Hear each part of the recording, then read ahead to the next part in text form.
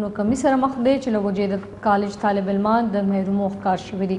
د کالج ستونزو په هکله د کوز دیر نه د خیبر نیوز نماینده محمد اسرار یو رپورټ تیار کړی دی. راځئ چې وګورو.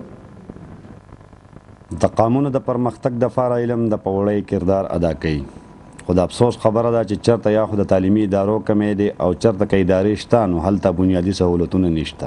ګلاباد کالج 15 کاله اګاهو د ګلاباد کالج په نوم قایم شو، کوم ته چې 8 کاله وروسته د ډیګري درجه ورکړی شوه، خو حال دا دی چې په کالج کې هغه څه نه ښکاري کوم چې د ډیګري کالج دپاره ضروري دي.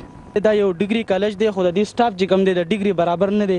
د هر یو ساينس ډپارټمنټ چې کوم دی یا 2 یا 3 ټیچران دي، د هغې کې چې کوم دی 1 یا 2 ټیچر چې کوم دی هغه سپورټس چې کوم دی خالی دی. 19 میاشتې وړاندې کله چې د ټول وطن په شان خیبر پښتونخوا د ترهګرۍ ښکار وه، ګلاباد کالج هم د ترهګرو په ولقه کې و. د ترهګرو د قبضې ختمولو لپاره دلته ډزې او بمباري وشوه، په کومې کې چې د کالج ته ډېر زیات نقصان ورسېدو. د کالج بلډینګ لایبرري په ډزو کې خرابه شوه. دلته حالات خراب شو، طالبان رال او په دې کالج باندې قبضه وکړله. بیا زمونږ کالج بند شو او مونږ چې کوم دی په کورونو کې کېناستو، زمونږ هغه تعلیمي سال چې کوم دی هم متاثره شو. بیا چې کله مونږ حالات صحیح شو، اپریشن وشو، مونږ خپل کالج ته بیا رالو. زمونږ کالج باندې چې کوم دی میزایلو او دغه شانتې د مختلفو ګولو حملې شوي او زمونږ د کالج کنسټرکشن چې کوم دی ډېر متاثره شوی و. چې مونږ کالج ته بیا رالو نو زمونږ د کالج چاردیوالي هم خرابه وه. تر اوسه پورې چې کوم دی زمونږ د کالج هغه کم خرابي چې پکې راغلې وه هغه تر اوسه پورې ټیک شوې نه ده. کالج کې د فرنیچر کمی دی او د کورسو د نشتوالي په وجه کالج کې سبق ویونکي هلکان په ځمکه کېناستو مجبور امتحان ورکوي. دلته موږ په ځمکه باندې ناست یو او زموږ سره فرنیچر ډېر کمی دی، نو موږ حکومت ته دا درخواست کوو چې موږ د خپل فرنیچر پوره کړي.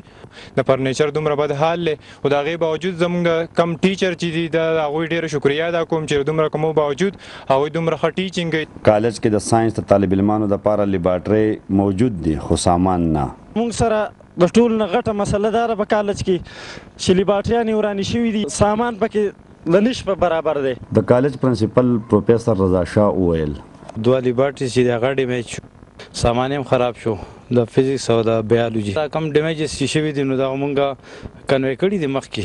او د تیر لاست ویک اف فیبروري نو ډي سی او صاحب ته موږ ریکوست کړی نو هغوی په خپله هم راغلي وو، ویزټ یې کړی او یقینداني خو یې کړي دی چې یاره دا کار کوو. دا ډیګري کالج دی، ستاسو چې کوم ټیچینګ سټاف دی دلته کې نو هغه د ډیګري کالج ضرورتونه پوره کوي؟ نو ټیچینګ سټاف خو زموږ ډېر کم دی، ولې چې ټوټل 18 دي که نه ټیچینګ سټاف، نو په ډیګري لیول باندې دا ډېر زیات کم دي، ډېر زیات. د دې لپاره مخکې تاسو ډیمانډ شوی دی؟ بالکل موږ ډیمانډ کوو، سینې موږ لیږلې ده خو لا منظور شوي نه ده.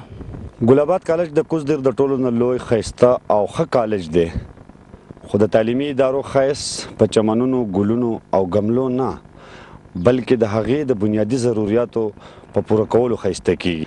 محمد اسرار، خیبر نیوز، ګلاباد، کوزدیر. تر دې دمه خبرونه خو زموږ د خبرونو سلسله به جاري او تاسو کتلی شئ زموږ ویب پاڼه خیبر نیوز .tv